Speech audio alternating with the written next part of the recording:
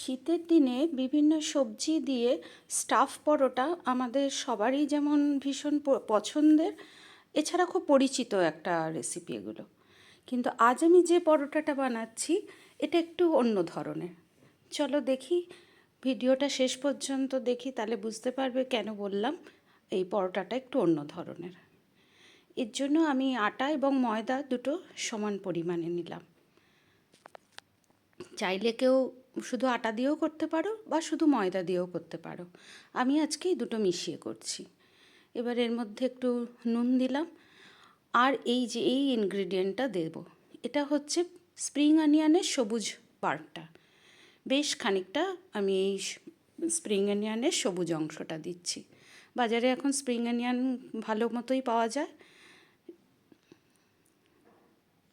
সেই জন্যই এটা আজ মনে হলো যে এইভাবে পরোটা করে খেয়ে দেখি কেমন লাগে, তাই তোমাদের সঙ্গেও সেটা শেয়ার করছি।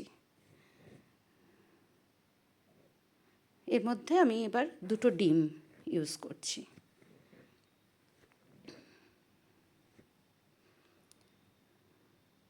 এই ডিম দিয়েও আগে আমি ভালো করে ময়দাটাকে মেখে নিচ্ছি, তাহলেই বুঝতে পারবো যে কতটা জল আমায় দিতে হবে, আগেই জল দেব না। এবার প্রয়োজন বুঝে বুঝে একটু একটু করে জল দিতে হবে, একবারে বেশি জল না দিয়ে, কারণ ওই যে পেঁয়াজ শাক তারও একটু জল বেরোবে, ডিমের একটা আছে। আর হ্যাঁ, একটু স্কিপ হয়ে গেছে ভিডিওতে, আমি এর মধ্যে ওই ময়ানের জন্য 2 টেবিল স্পুন সাদা তেলও দিয়েছি। দিয়ে এবার এই যে একটা ভালো মণ্ড বানিয়ে নিচ্ছি। না অতিরিক্ত নরম হবে না শক্ত হবে।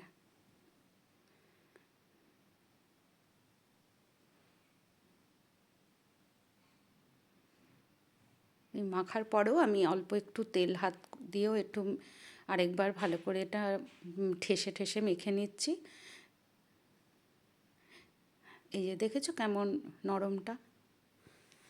এই লুচি পরোটা রুটি সবেরই মানে আটা মাখাটা খুব ভালো হওয়া চাই, তাহলে সেটা খেতেও ভালো হয়, নরম হয়, সুন্দর খেতে হয়। এবার এর থেকে আমি লেচি করে নিচ্ছি, যেহেতু পরোটা তাই লেচিটা একটু বড় রেখেছি।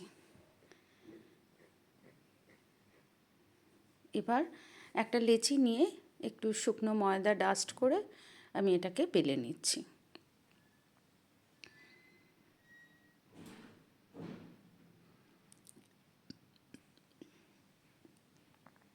একটু পাতলা করেই এখন বেলবো,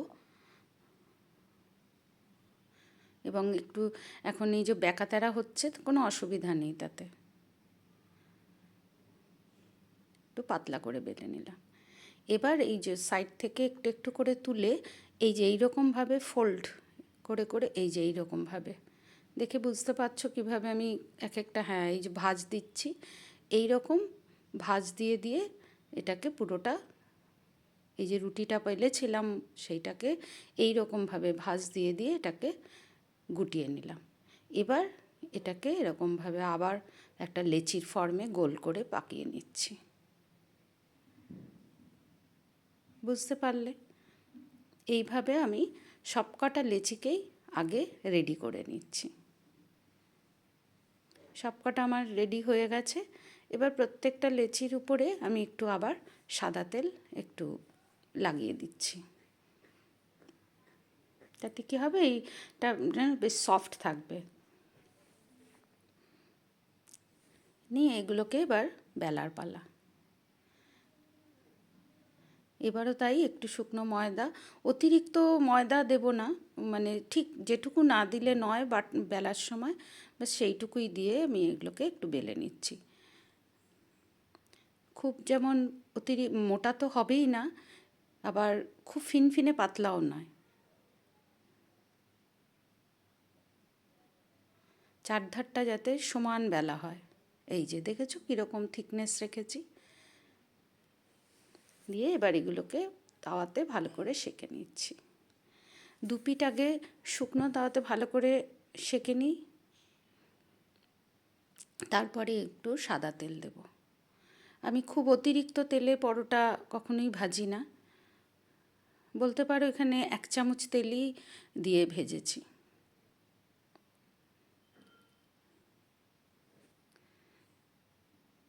খালি একটু গ্যাসের ফ্লেমটাকে এই সময় একটু কমিয়ে বা মিডিয়ামে রেখে, কমানো নয়, একটু মিডিয়ামে রেখে রেখে এটাকে খালি ভেজে নিতে হবে।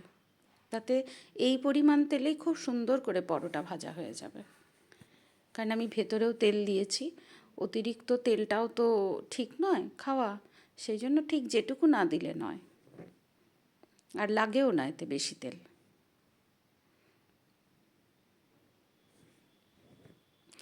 এইরকম পরোটা বানিয়ে দেখো, খেতে ভীষণ ভালো লাগে, অথচ কোনো বিশেষ যে ঝামেলা আছে অনেক কিছু রেডি করতে হবে তাও নয়, সহজেই এরকম পরোটা বানিয়ে নেওয়া যায়। এবং এই পরোটা সঙ্গে যে কোনো কিছু সাইড ডিশ হলেই দুর্দান্ত খাওয়া হয়ে যায়। আমি যেমন এই পরোটাটা বানিয়ে এর সঙ্গে এই পনির করেছিলাম, একটু মেথি শাক দিয়ে পনির, সেই ভিডিও আমার এখানে চ্যানেলে দেওয়া আছে, তোমরা দেখে নিতে পারো। সেই দিয়ে সার্ভ করেছি। এছাড়াও শীতকালে নতুন আলুর যে আলুর দম হয় সেটা দিয়েও খেতে খুব ভালো লাগে। এ ধরনের যে কোনো একটু সাইড ডিশের সঙ্গে তো ভালো যাই।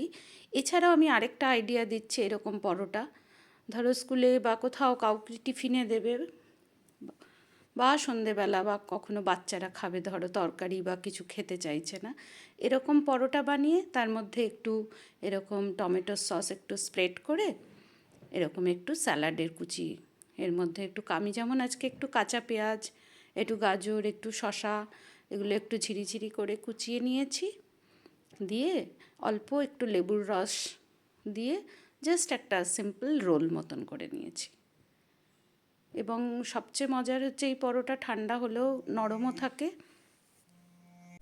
টেস্টেরও কোনো ফারাক হয় না। সুতরাং এইভাবেও এরকম পরোটা বানিয়েও ইজিলি দেওয়া যায় রোল মতন করে।